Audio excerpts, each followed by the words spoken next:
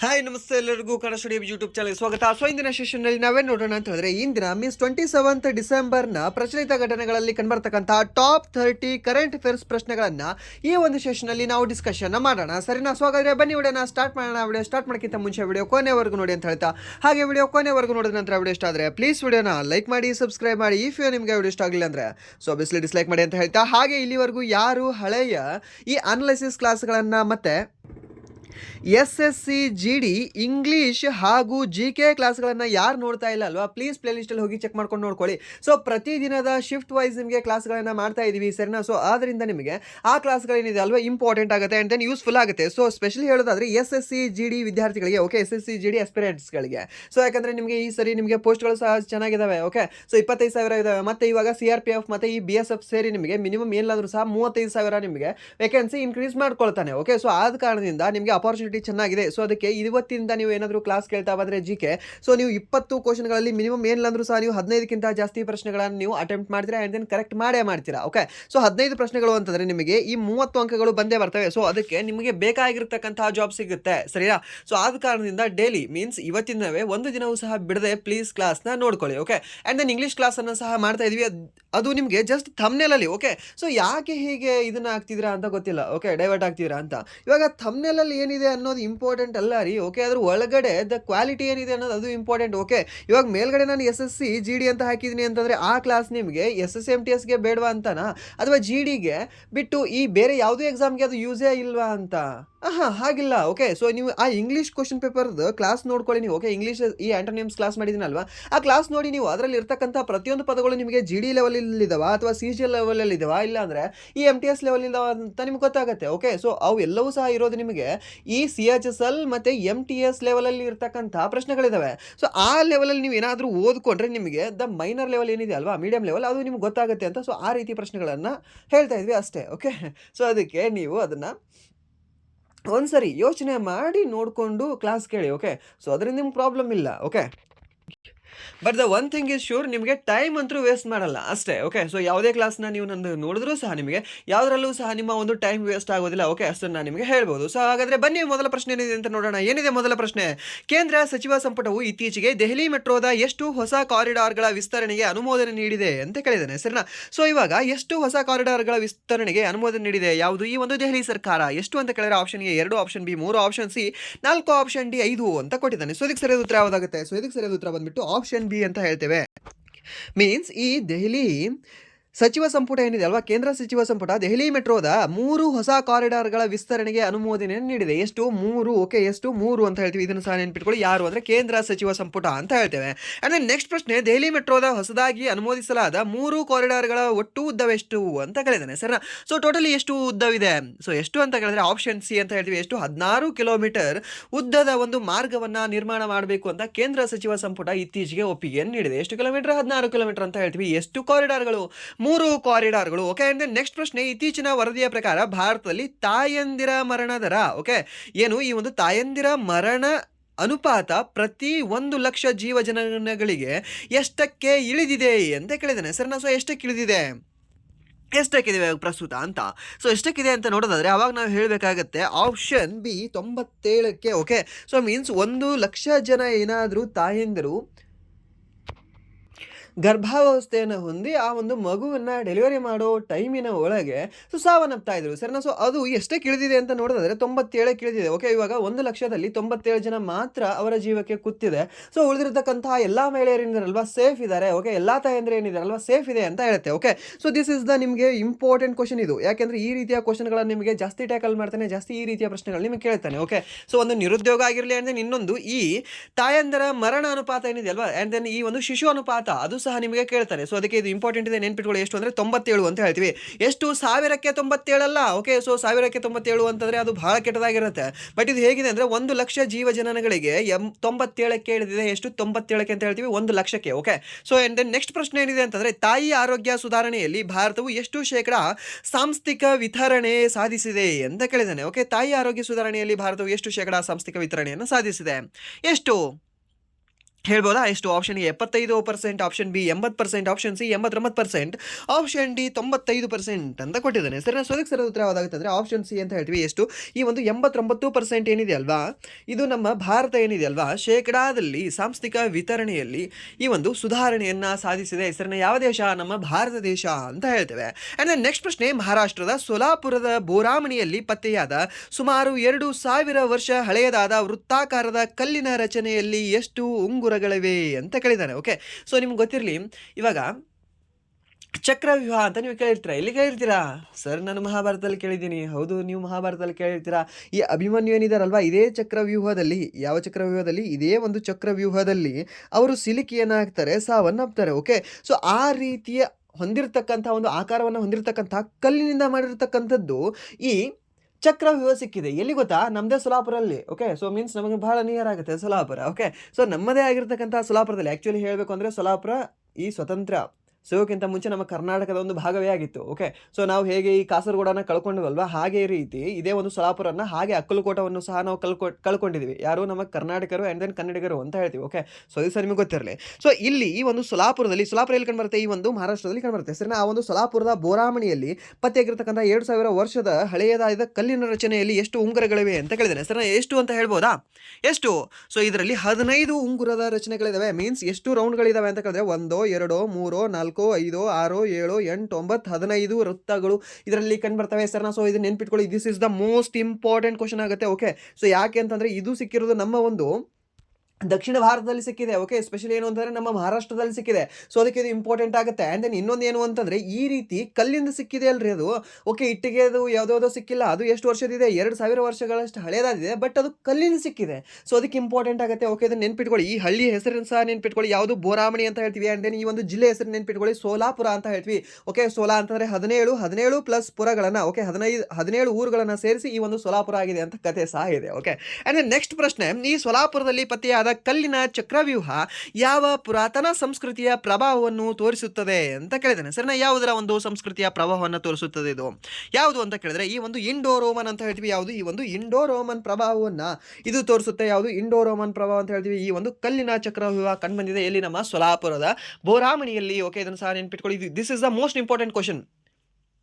Almost ನೀವು ಯಾರು Bijapur ವಿದ್ಯಾರ್ಥಿಗಳಿದ್ದೀರಾ and then next ಈ ಕಲಬುರಗಿ ವಿದ್ಯಾರ್ಥಿಗಳಿದ್ದೀರಲ್ವಾ, ಸೊ ನಿಮಗೆ ಇದು ಸಿಮಿಲರ್ ವರ್ಡ್ ಅನಿಸುತ್ತೆ. ಯಾಕೆ? ಸೋಲಾಪುರ ಸಾಕಷ್ಟು ಸರಿ ನೀವು ಹೋಗಿ ಬಂದಿರ್ತೀರಾ. ಓಕೆ, ಬಟ್ ಬೇರೆಯವ್ರು ಏನಿದ್ರಲ್ವ ಅವ್ರು ಇದನ್ನು ನೆನ್ಪಿಟ್ಕೊಳ್ಳಿ. ಯಾಕಂದರೆ ಇದು ನೆನ್ಪಿಕೊಳ್ಳೋದು ಸ್ವಲ್ಪ ಕಷ್ಟ ಆಗಬಹುದು ನಿಮಗೆ, ಬಟ್ ಇದು ನೆನ್ಪಿಟ್ಕೊಳ್ಳಿ. This is the most important question. ನಿಮಗೆ RRBಯಲ್ಲಿ ಬಂದೇ ಬರುತ್ತೆ ಈ ಒಂದು ಕ್ವಶನ್ ನಿಮಗೆ. ಓಕೆ, ಸೊ ಇವಾಗಲೇ ನಿಮ್ಗೆ ಹೇಳ್ತಿದ್ದೀನಿ, ಬೇಕಾದರೆ ಪ್ರೆಡಿಕ್ಟ್ ಮಾಡ್ತಾ ಇದ್ದೇನೆ. ಆ್ಯಂಡ್ ನೆಕ್ಸ್ಟ್ ಪ್ರಶ್ನೆ, ಗುಜರಾತ್ನ ಸರ್ಕಾರವು PM ಸೂರ್ಯಘರ್ ಯೋಜನೆಯಡಿಯಲ್ಲಿ ಎಷ್ಟು ಮೆಗಾವ್ಯಾಟ್ ಮೇಲ್ಛಾವಣಿ ಸೌರಶಕ್ತಿಯನ್ನು ಅಳವಡಿಸಿ ಮೈಲುಗಲ್ಲನ್ನು ಸಾಧಿಸಿದೆ ಅಂತ? ಓಕೆ, ಸೊ ಎಷ್ಟು ರೂಫ್ ಟಾಪ್ ಸೋಲಾರ್ಗಳನ್ನು ಅಳವಡಿಸಿದೆ?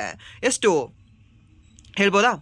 ಮೀನ್ಸ್ ಎಷ್ಟು ಸಾಮರ್ಥ್ಯದ್ದು ಅಂತ ಕೇಳಿದ್ರೆ ಈ ಒಂದು 1879 ಮೆಗಾವ್ಯಾಟ್ ಸಾಮರ್ಥ್ಯದ ಸೋಲಾರ್ ರೂಫ್ ಟಾಪ್ಗಳನ್ನು ಅಳವಡಿಸಿ ಈ ಮೈಲಿಗಲ್ಲನ್ನು ಸಾಧಿಸಿದೆ. ಯಾವ ರಾಜ್ಯ? ಗುಜರಾತ್ ರಾಜ್ಯ. ಯಾವ ಯೋಜನೆ ಅಡಿಯಲ್ಲಿ? PM ಸೂರ್ಯಘರ್ ಯೋಜನೆ ಅಡಿಯಲ್ಲಿ.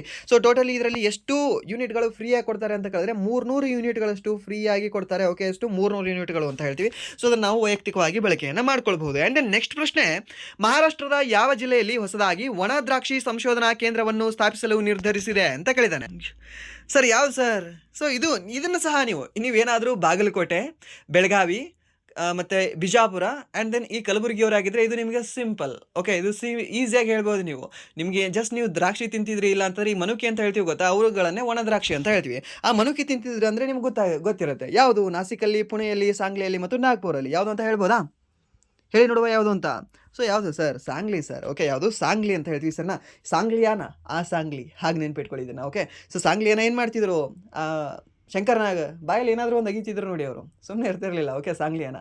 ಓಕೆ, ಸೊ ಅವರು ಹೇಗೆ ಅಂತಾರೆ ಈ ಒಂದು ಒಣ ದ್ರಾಕ್ಷಿಯನ್ನು ಅಗಿತಾ ಇದ್ರು. ಸೊ ಅದಕ್ಕೆ ಸಾಂಗ್ಲಿ ಅಂತ ನೆನ್ಪಿಟ್ಕೊಳ್ಳಿ. ಓಕೆ, ಸಾಂಗ್ಲಿ ಏನಿದೆ ಅಲ್ವಾ, ಇದೊಂದು ಜಿಲ್ಲೆ ಆಗಿದೆ. ಓಕೆ, ಸಾಂಗ್ಲಿ ಜಿಲ್ಲಾ, ಜತ್ ತಾಲೂಕ್ ಅಂತ ಹೇಳ್ತೀವಿ. ಯಾವುದು? ಗುಡ್ಡಾಪುರ ಸುಕ್ಷೇತ್ರ. ಆ್ಯಂಡ್ ದೆನ್ ನೆಕ್ಸ್ಟ್ ಪ್ರಶ್ನೆ, ಈ ಜಪಾನ್ ಇತ್ತೀಚೆಗೆ ಮರುಪ್ರಾರಂಭಿಸಿದ ಜಗತ್ತಿನ ಅತಿ ದೊಡ್ಡ ಪರಮಾಣು ವಿದ್ಯುತ್ ಸ್ಥಾವರದಲ್ಲಿ ಒಂದಾದ ಕಾಶಿವಾಜಾಕಿ ಕರಿವಾ ಯಾವ ಪ್ರಾಂತ್ಯದಲ್ಲಿದೆ ಅಂತ ಕೇಳಿದಾನೆ. ಸರ್ನ ಯಾವ ಪ್ರಾಂತ್ಯದಲ್ಲಿ ಕಂಡುಬರುತ್ತೆ ಇದು? ಯಾವುದು? ಕಾಶಿವಾಜಾಕಿ ಕರಿವಾ ಅನ್ನೋದು ಇದೇನಾಗಿದೆ?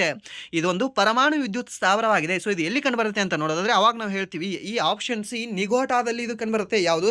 ಈ ಒಂದು ನಿಗೋಟಾ ಎಂಬ ಒಂದು ಪ್ರಾಂತ್ಯದಲ್ಲಿ ಈ ಒಂದು ಕಾಶಿವಾಜಾಕಿ ಕರಿವಾ ಅನ್ನೋದು ಕಂಡುಬರುತ್ತೆ. ಸೊ ಇದು ಇಂಪಾರ್ಟೆಂಟ್ ಎಷ್ಟಿದೆ ಅಲ್ವಾ. ಸೊ ಅದಕ್ಕಿಂತ ನಿಮಗೆ ಏನು ಕೇಳ್ತಾನೆ ಅದರ ಪ್ರಶ್ನೆ, ಇದು ಎಲ್ಲಿದೆ ಅಂತ ಕೇಳ್ತಾನೆ, ಜಪಾನಲ್ಲಿ ಅಷ್ಟೇ ಹೇಳಿ ನೀವು. ಓಕೆ, ಸೊ ಇದನ್ನು ನೆನ್ಪಿಟ್ಕೊಳ್ಳಿ. ಯಾವುದು ಈ ಒಂದು ಕಾಶಿವಾಜಾಕಿ ಅನ್ನೋದು ಏನಾಗಿದೆ, ಇದೊಂದು ಪರಮಾಣು ವಿದ್ಯುತ್ ಸ್ಥಾವರವಾಗಿದೆ. ಸೊ ಇದನ್ನು ಪುನರಾರಂಭ ಮಾಡಿರ್ತಕ್ಕಂತಹ ದೇಶ ಯಾವುದು ಅಂತ ಕೇಳಿದ್ರೆ ಅವಾಗ ನೀವು ಹೇಳಬೇಕಾಗುತ್ತೆ, ಓಕೆ ನಮ್ಮ ಪ್ರೀತಿಯ ಜಪಾನ್ ಅಂತ. ಓಕೆ, ಯಾವುದು ಜಪಾನ್. ಅಂದರೆ ನೆಕ್ಸ್ಟ್ ಪ್ರಶ್ನೆ, 2036ರ ವೇಳೆಗೆ ಚಂದ್ರನ ಮೇಲೆ ಪರಮಾಣು ವಿದ್ಯುತ್ ಸ್ಥಾವರವನ್ನು ನಿರ್ಮಿಸುವ ಗುರಿಯನ್ನು ಹೊಂದಿರುವ ದೇಶ ಯಾವುದು? ನಮ್ಮಲ್ಲಿ ಎಷ್ಟೋ ಕೆಲವೊಂದು ಹಳ್ಳಿಗಳಿಗೆ ಇವಾಗಲೂ ಸಹ ಕರೆಂಟ್ ಇಲ್ಲ. ಬಟ್ ಅವರು ಅಮೆರಿಕದವ್ರು ನೋಡಿ ಹೇಗೆ ಅಂತಂದರೆ 2036ರ ವೇಳೆಗೆ ಈ ಚಂದ್ರನ ಮೇಲೇ ವಿದ್ಯುತ್ ಸ್ಥಾವರ ನಿರ್ಮಾಣ ಮಾಡ್ತಾರಂತೆ ಅವರು. ಓಕೆ, ಸೊ ಯಾರು ಮಾಡ್ತಿದ್ದಾರೆ? ನಾಸಾ ಅವರ, ರಷ್ಯಾ ಅವರ, ಚೀನಾ ಅವರ, ಭಾರತದವರ? ಸೊ ಯಾರು ಅಂತ ಹೇಳಿದ್ರೆ ಅವಾಗ ನಾವು ಹೇಳ್ತೀವಿ ಈ ಅಮೆರಿಕ ಅವರಲ್ಲ, ಕ್ಷಮಿಸಿ, ಯಾರು ಅಂತಂದರೆ ಈ ರಷ್ಯಾ ಅವರು ಅಂತ ಹೇಳ್ತೀವಿ. ಯಾರು? ಈ ಒಂದು ರೋಸ್ಕೋಮೋಸ್ ಏನು ಇದೆಯಲ್ವಾ, ಸೊ ಈ ಒಂದು ಸ್ಪೇಸ್ ಏಜೆನ್ಸಿ ಮಾಡ್ತಾ ಇದೆ. ಓಕೆ, ಯಾವ ದೇಶದ್ದು ಅಂತ ಕೇಳಿದ್ರೆ ಈ ಒಂದು ರಷ್ಯಾದು ಅಂತ ಹೇಳ್ತೀವಿ. ಆ್ಯಂಡ್ ದೆನ್ ಈ ಒಂದು CNSA ಏನಿದೆ ಅಲ್ವಾ, ಇದು ಚೀನಾದ ಬಾಹ್ಯಾಕಾಶ ಒಂದು ಸಂಸ್ಥೆಯಾಗಿದೆ. ಬಟ್ CSA ಅಂತ ಅಷ್ಟೇ ಏನಾದರೂ ಕೊಟ್ಟರೆ ನಿಮಗೆ ಇದು ಕೆನಡಿಯನ್ ಸ್ಪೇಸ್ ಏಜೆನ್ಸಿ ಅಂತ ಹೇಳ್ತೀವಿ. ಓಕೆ, ಸೊ ಇದು ಚೈನೀಸ್ ಸ್ಪೇಸ್ ಏಜೆನ್ಸಿ ಯಾವುದು CNSA ಅಂತಂದರೆ. ಬಟ್ ಈ CSA ಅಂತಂದರೆ ಅದು ಕೆನಡಿಯನ್ ಸ್ಪೇಸ್ ಏಜೆನ್ಸಿ ಆಗಿದೆ.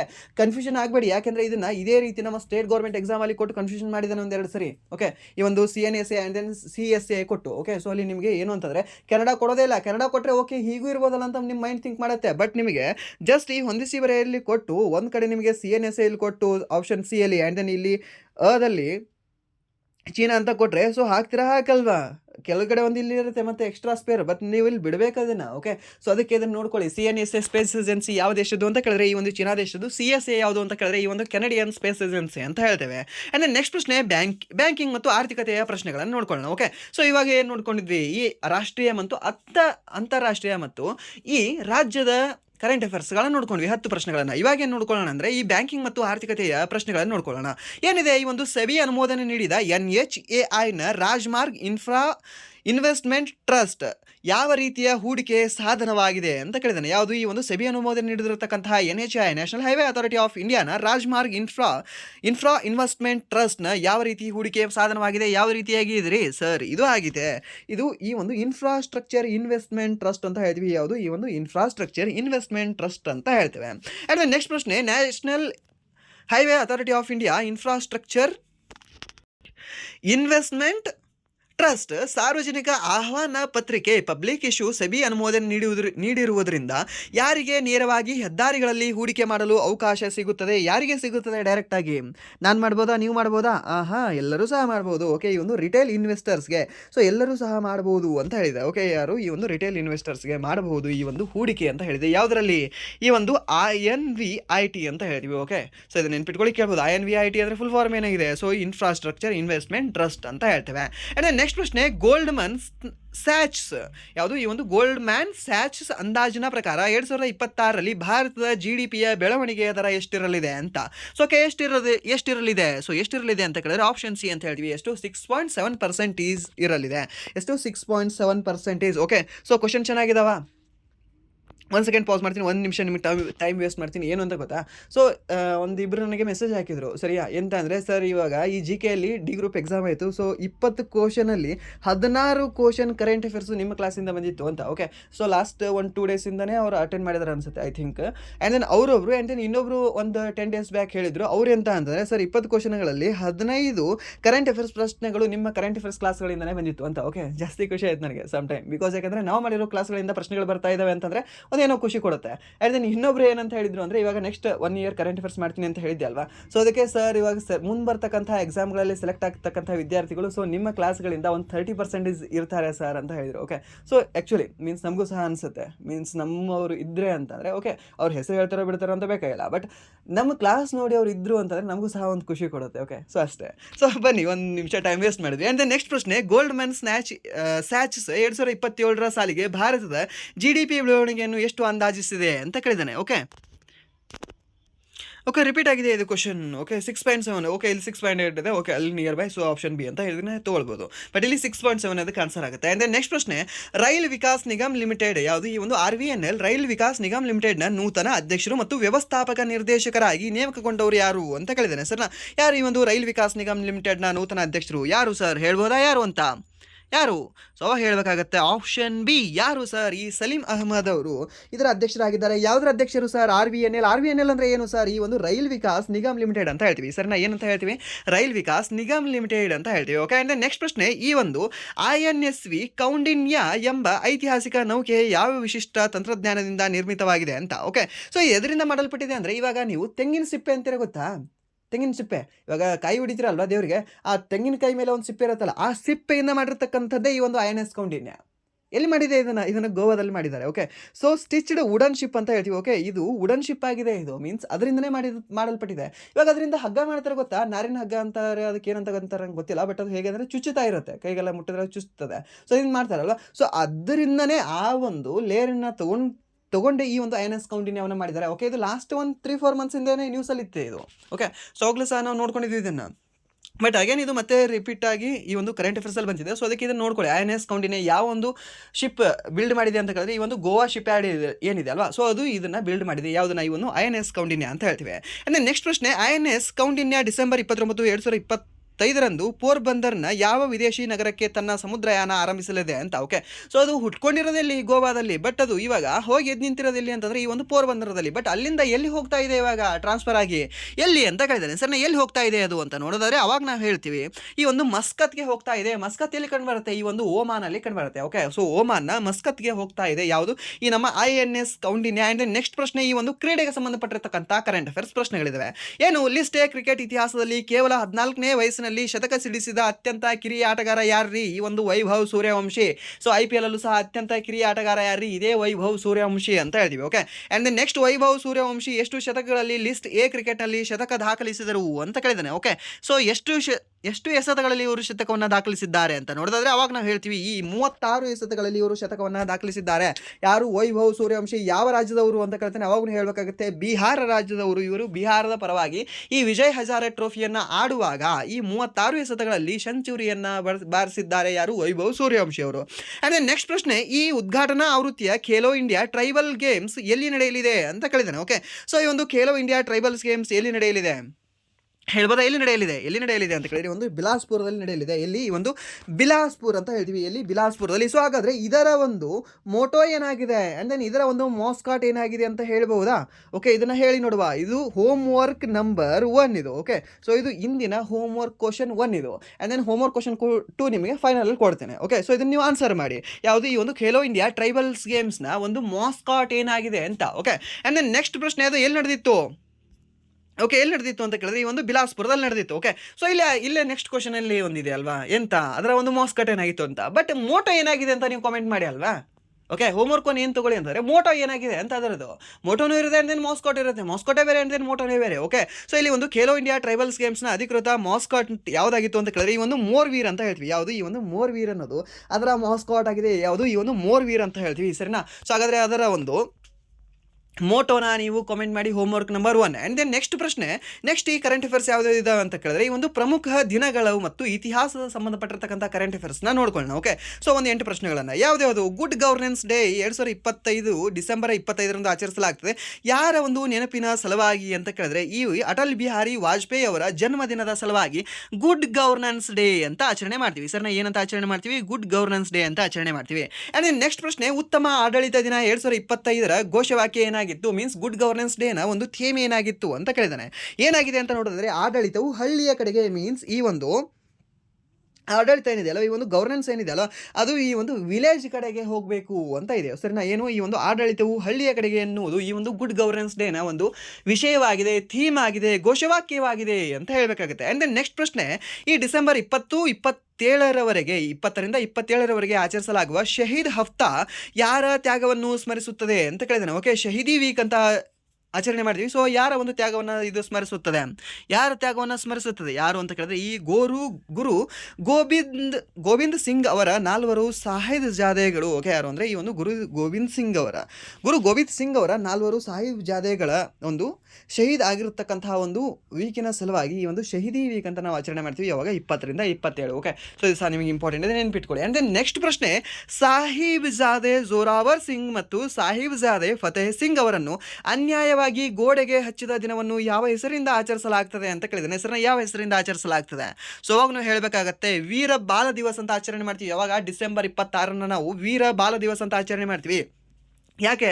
ಈ ಸಾಹಿಬ್ಜಾದೆ ಜೋರಾವರ್ ಸಿಂಗ್ ಅವರು ಹಾಗೆ ಸಾಹಿಬ್ಜಾದೆ ಫತೇಹ್ ಸಿಂಗ್ ಅವರನ್ನು ಅನ್ಯವಾಗಿ ಗೋಡೆ ಕಟ್ಟಿಯವರನ್ನು ಸಾಯಿಸಿರ್ತಾರೆ. ಓಕೆ, ಆ್ಯಂಡ್ ನೆಕ್ಸ್ಟ್ ಪ್ರಶ್ನೆ, ಪ್ರತಿ ವರ್ಷ ಡಿಸೆಂಬರ್ 25ರಂದು ಆಚರಿಸಲಾಗುವ ಕ್ರಿಸ್ಮಸ್ ಹಬ್ಬವು ಯಾರ ಜನ್ಮದಿನವನ್ನು ಸೂಚಿಸುತ್ತದೆ ಅಂತ ಕೇಳಿದ್ದೇನೆ. ಸರಿನಾ? ಯಾರ ಜನ್ಮದಿನವನ್ನು ಸೂಚಿಸುತ್ತದೆ? Sir, this is the easy question. ಯಾರು? ಯೇಸು ಕ್ರಿಸ್ತ ಅಂತ ಹೇಳ್ತೀವಿ. ಸರಿನಾ? So Yesu Krista. And next ಪ್ರಶ್ನೆ, ಈ ಸಾಮಾನ್ಯ ಜ್ಞಾನ ಮತ್ತು ಈ ಸಾರಾಂಶದ ಬಗ್ಗೆ ಇರತಕ್ಕಂಥ ಕರೆಂಟ್ ಅಫೇರ್ಸ್. ಓಕೆ, ಸೊ ಏನಿದೆ, ಸೊಲಾಪುರದ ಬೋರಾಮಣಿಯಲ್ಲಿ ಪತ್ತೆಯಾದ ಕಲ್ಲಿನ ರಚನೆಯು ಯಾವ ಪುರಾತನ ರಾಜವಂಶದ ಕಾಲಕ್ಕೆ ಸೇರಿದೆ ಎಂದು ಪುರಾತತ್ವ ಶಾಸ್ತ್ರಜ್ಞರು ಭಾವಿಸಿದ್ದಾರೆ ಅಂತ ಕೇಳಿದ್ದಾನೆ. ಸರಿನಾ?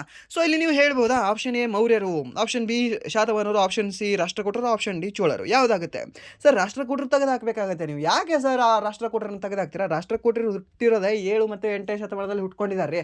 ಅವರೇ ಬರ್ತಾರೆ 2000 ವರ್ಷಗಳ ಹಿಂದೆ ಅಂತ ಹೇಳ್ತಾ ಇದೆ. ಸೊ ಮೀನ್ಸ್ 2000 ವರ್ಷಗಳ ಹಿಂದೆ ಅಂತ ಅಂದರೆ ಸೊ ಅದು ಈ ಒಂದು ಕ್ರಿಸ್ತ ಶಕ 1 ಅಥವಾ ಈ ಒಂದು ಕ್ರಿಸ್ತ ಪೂರ್ವ 1 ಅಂತ ಇರಬೇಕಾಗಿತ್ತು. ಓಕೆ, ಸೊ ಹಾಗಾದರೆ ಅವರು ಯಾವಾಗಿರ್ತಾರಾ? ಇಲ್ಲ. ಸೊ ಆಗಿದ್ದವ್ರು ಯಾರು? ಒಂದು ಮೌರ್ಯರು ಇರಬೇಕು, ಶಾತವಾಹನರು ಇರಬೇಕು, ಇಲ್ಲ ಅಂದರೆ ಚೋಳರು ಇರಬೇಕು. ಓಕೆ, ಸೊ ನಂತರದ ಚೋಳರಲ್ಲ, ಅಪೂರ್ವದ ಚೋಳರು ಇರಬೇಕಾಗಿತ್ತು. ಸೊ ಇಲ್ಲಿ ಯಾವುದಾಗುತ್ತೆ ಅಂತ ನೋಡಿದ್ರೆ ಈ ಒಂದು ಶಾತವಾಹನರು ಅಂತ ಹೇಳ್ತೀವಿ. ಸರ್ನ ಯಾರು? ಈ ಒಂದು ಶಾತವಾಹನರ ಕಾಲಕ್ಕೆ ಈ ಒಂದು ಬೋರಾವಣಿಯಲ್ಲಿ ಸಿಕ್ಕಿರ್ತಕ್ಕಂತಹ ಕಲ್ಲಿನ ಚಕ್ರವ್ಯೂಹ ಎಷ್ಟು ರಿಂಗ್ಗಳನ್ನು ಒಳಗೊಂಡಿದೆ? ಮರ್ತ್ಬಿಟ್ರಾ ಇವಾಗಲೇ? ಎಷ್ಟು? 15 ರಿಂಗ್ಗಳನ್ನು ಒಳಗೊಂಡಿದೆ. ಓಕೆ, ಸೊ ಎಲ್ಲಿ ಕಂಡುಬರುತ್ತೆ? ನಮ್ಮ ಸೊಲಾಪುರದ ಬೋರಾಮಣಿಯಲ್ಲಿ ಕಂಡುಬರುತ್ತೆ. ಓಕೆ, ನೆಕ್ಸ್ಟ್ ಪ್ರಶ್ನೆ, ರಷ್ಯಾದ ಚಂದ್ರನ ಮೇಲಿನ ಪರಮಾಣು ಸ್ಥಾವರ ಯೋಜನೆಯನ್ನು ಯಾವ ದೇಶದೊಂದಿಗೆ ಜಂಟಿಯಾಗಿ ಕೈಗೊಳ್ಳುವ ಸಾಧ್ಯತೆ ಇದೆ? ಇನ್ನೂ ಕೈಗೊಳ್ತೀನಿ ಅಂತ ಹೇಳಿಲ್ಲ, ಬಟ್ ಸಾಧ್ಯತೆ ಇದೆ. ಯಾವ ದೇಶದ ಜೊತೆಗೆ ಅಂತ ನೋಡೋದಾದ್ರೆ ಅವಾಗ ನಾವು ಹೇಳಬೇಕಾಗತ್ತೆ ಯಾವ ದೇಶ? ಆಪ್ಷನ್ ಬಿ ಚೀನಾದ ಜೊತೆಗೆ. ಓಕೆ, ಯಾವ ದೇಶ? ಈ ಒಂದು ಚೀನಾ ಜೊತೆಗೆ. ಸರ್ ರಷ್ಯಾ ಜೊತೆ ಫ್ರೆಂಡ್ಶಿಪ್ ಚೆನ್ನಾಗಿದೆ, ಇಂಡಿಯಾ ಜೊತೆ ಫ್ರೆಂಡ್ಶಿಪ್ ಚೆನ್ನಾಗಿದೆ, ಸೊ ರಷ್ಯಾದವರು ಇಂಡಿಯಾ ಜೊತೆ ಇಲ್ಲ, ಕೆಲವ್ರ ಜೊತೆನೇ ಮಾಡಬೇಕಾಗತ್ತೆ. ಸೊ ಅದಕ್ಕೆ ಅವ್ರ ಜೊತೆ ಮರ್ಜ ಆಗಿದ್ದಾರೆ. ಓಕೆ, ಅದೇ ನೆಕ್ಸ್ಟ್ ಪ್ರಶ್ನೆ, ದೆಹಲಿ ಮೆಟ್ರೋ ವಿಸ್ತರಣೆಯು 12,14.91 ಕೋಟಿ ವೆಚ್ಚದ ಯೋಜನೆಯು ಎಷ್ಟು ಕಿಮಿ ಉದ್ದದ ಹಳಿಗಳನ್ನು ಒಳಗೊಂಡಿದೆ ಅಂತ ಕೇಳಿದ್ದೇನೆ. ಸರ್ನಾ? ಸೊ ಎಷ್ಟು ಕಿಮಿ ಅಂತಂದರೆ ಇವಾಗಲೇ 16 ಕಿಲೋಮೀಟರ್ ಅಂತ ನೋಡಿದೆವಲ್ವಾ? ಸೊ ಇಷ್ಟೇ ಅದು. ಸೊ ಟೋಟಲಿ ಎಷ್ಟು ಕಾರಿಡಾರ್ಗಳು? 3 ಕಾರಿಡಾರ್ಗಳು. ಆ್ಯಂಡ್ ನಿಮಗೆ ಇದನ್ನ ಯಾಕೆ ಹೇಳಿದೆ ಅಂತಾರೆ, ಮೀನ್ಸ್ ರಷ್ಯಾ ಯಾಕೆ ನಮ್ಮ ಇಂಡಿಯಾ ಜೊತೆ ಕೂಡಲಿಲ್ಲ ಅಂತಂದರೆ ಕೆಲವೊಂದು ಅವರ ಕ್ರೈಟೇರಿಯಾ ಮ್ಯಾಚ್ ಮಾಡಬೇಕಾಗತ್ತೆ. ಸೊ ಇವಾಗ ರಷ್ಯಾದವ್ರನ್ನ ಕಂಪೇರ್ ಮಾಡಿದ್ರೆ ಇನ್ನೂ ಈ ಚೀನಾದವ್ರೇನಿರಲ್ವ ಅತಿ ಬುದ್ಧಿವಂತರಿದ್ದಾರೆ. ಬಿಕಾಸ್ ಯಾಕಂದರೆ ಅವ್ರ ಥಿಂಕಿಂಗ್ ಲೆವೆಲೇ ಆಗಿದೆ. ಆ್ಯಂಡ್ ದೆನ್ ಇನ್ನೊಂದು ಅವ್ರು ಮಾಡ್ತಕ್ಕಂಥ ಇತ್ತೀಚೆಗೆ ಇವಾಗ ನೀವು ನೋಡ್ಬೋದು ಯಾವುದು ಈ ಒಂದು ಟ್ರೈನ್ T450 ಅನ್ನೋದು. ಓಕೆ, ಏನಾಗಿದೆ ಇದು? ಈ ಟ್ರೈನ್ 450 ಅಂತ ಹೇಳ್ತೀವಿ ಇದನ್ನು. ಓಕೆ, ಸೊ 450 ಕಿಲೋಮೀಟರ್ ಸ್ಪೀಡಲ್ಲಿ ಓಡುತ್ತಾರೆ ಅದು. ಓಕೆ, ಆ ಟ್ರೈನ್ ಮೀನ್ಸ್ 5 ಸೆಕೆಂಡ್ಗೆ 1 ಕಿಲೋಮೀಟರ್ನ ಹೋಗುತ್ತೆ ಅದು. /60 ಮಾಡ್ಕೊಳ್ಳಿ ನೀವು. ಓಕೆ, ಸೊ ಮೀನ್ಸ್ ನಿಮಗೆ 5 ಸೆಕೆಂಡಲ್ಲಿ 1 ಕಿಲೋಮೀಟರ್ ಹೋಗ್ತಕ್ಕಂಥ ಟ್ರೈನನ್ನು ಕಂಡುಹಿಡಿದಿರ್ತಕ್ಕಂಥವ್ರು ಇದೇ ಚೀನಾದವರು ಅಲ್ವಾ? ಸೊ ಮೀನ್ಸ್ ಆ ರೀತಿ ಬೇರೆ ಮಾಡಿದ್ದಾರೆ ಇವರು. ರೀಸೆಂಟಾಗಿ ನೀವು ನೋಡ್ಬೋದು ಯಾವುದು, ಅದು ಸಹ ಕರೆಂಟ್ ಅಫೇರ್ಸಲ್ಲಿತ್ತು. ಏನು? ಈ ಆರ್ಟಿಫಿಷಿಯಲ್ ಒಂದು ಐಲ್ಯಾಂಡನ್ನೇ ತಯಾರು ಮಾಡಿದ್ದಾರೆ ಇವರು. ಯಾಕೆ? ಪರಮಾಣು ಸ್ಥಾವರ ಏನಿದೆ ಅಲ್ವಾ, ಈ ಒಂದು ಪರಮಾಣು ಬಾಂಬ್ಗಳನ್ನು ಟೆಸ್ಟ್ ಮಾಡೋಕ್ಕೆ ಅಂತ.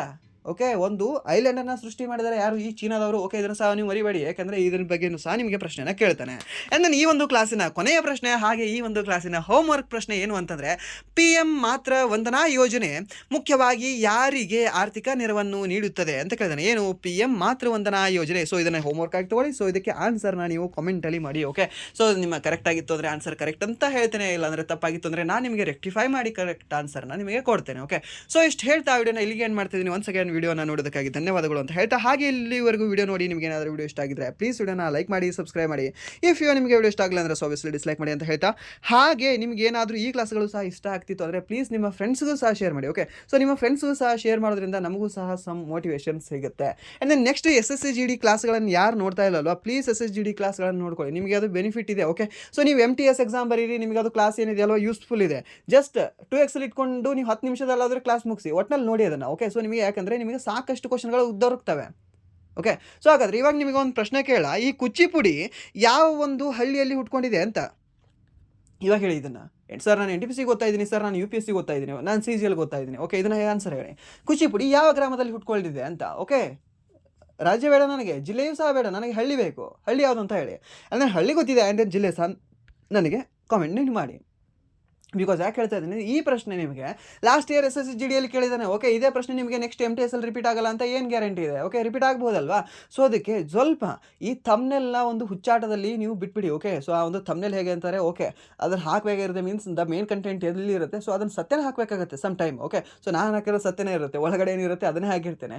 ಬಟ್ ಅದು ಒಳಗಡೆ ಅದು ಕಂಟೆಂಟ್ ಅಲ್ಲಿ ಥಂಬ್ನೇಲ್ ಹಾಕಿರೋದ್ರ ಮೇಲೆ ಮಾತ್ರ ಡಿಪೆಂಡ್ ಇರೋದಿಲ್ಲ, ಬೇರೆದಕ್ಕೂ ಸಹ ಯೂಸ್ಫುಲ್ ಆಗುತ್ತೆ. ಯಾಕೆ NTPCಗೆ ಈ ಮಾಡಿರ್ತಕ್ಕಂಥ ಡಿ ಗ್ರೂಪ್ ಏನು ಕ್ಲಾಸ್ ಮಾಡ್ತಾ ಇದೀವಲ್ವಾ, ಡಿ ಗ್ರೂಪ್ ಅಂತ SSCGD ಕ್ಲಾಸ್ ಮಾಡ್ತಾ ಇದೆಯಲ್ವಾ, ಸೊ ಈ ಕ್ಲಾಸ್ಗಳಿಂದ ನಿಮಗೆ ಮುಂಬರ್ತಕ್ಕಂಥ NTPC ಎಕ್ಸಾಮಲ್ಲಿ ಎಷ್ಟು ಕ್ವಶನ್ಗಳನ್ನು ತೋರಿಸಲಿ, ಅವಾಗ ನೀವು ವಿತ್ ಪ್ರೂಫ್ ತೋರಿಸ್ತೀನಿ. ಓಕೆ, ಮೀನ್ಸ್ ಅವಾಗ ನಾನು SSGDಯಲ್ಲಿ ಇದನ್ನು ಕ್ಲಾಸ್ ಮಾಡಿದ್ದೆ, ಸೊ ಇವಾಗ ಇಲ್ಲಿ ಪ್ರಶ್ನೆಗಳು ಬಂದಿದ್ದಾವೆ ಅಂತ. ಓಕೆ, ಸೊ ಇಷ್ಟು ಹೇಳ್ತಾ ವಿಡಿಯೋನ ಏನು ಮಾಡ್ತಾ ಇದ್ದೀನಿ. Once again thank you so much. ನೋಡೋದು ಬಿಡೋದು ನಿಮಗೆ ಬಿಟ್ಟಿದ್ದು. ಓಕೆ, ಸೊ ಇಷ್ಟು ಹೇಳ್ತಾ ಒನ್ಸ್ ಅಗೇನ್ ವಿಡಿಯೋನ ಲೈಕ್ ಮಾಡಿ, ಸಬ್ಸ್ಕ್ರೈಬ್ ಮಾಡಿ. Once again thank you so much.